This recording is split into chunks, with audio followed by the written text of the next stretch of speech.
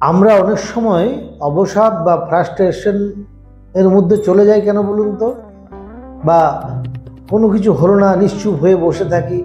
কারণ একটাই, আমরা মনটাকে কলুষিত করে তুলি। আমরা যে জিনিসটা যেভাবেই ভাববো, মনে রাখবেন আমাদের মনের সামনে কিন্তু সেই জিনিসটাই এসে পড়বে। আমি কোনো জিনিস নেগেটিভ নিয়ে চিন্তা করছি সব সময়, একদম 100% ভাববেন যে আপনার কিন্তু ওই নেগেটিভিটি দিয়ে আপনার কাছে ওই জায়গাটা কিন্তু আপনার কাছেই ঘোরাফেরা করবে। তার ফলে আপনি অবসাদগ্রস্ত হবেন, ওটা নিয়ে চিন্তিত হবেন এবং আপনি অসুস্থ হবেন। তাই মনটাকে আগে ঠিক রাখবেন। জীবনে সব কিছু আপনার মতো হবে না।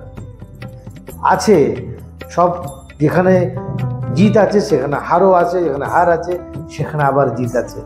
তাই মনটাকে সতেজ করে রাখতে হবে, নেগেটিভিটিকে বাদ দিতে হবে।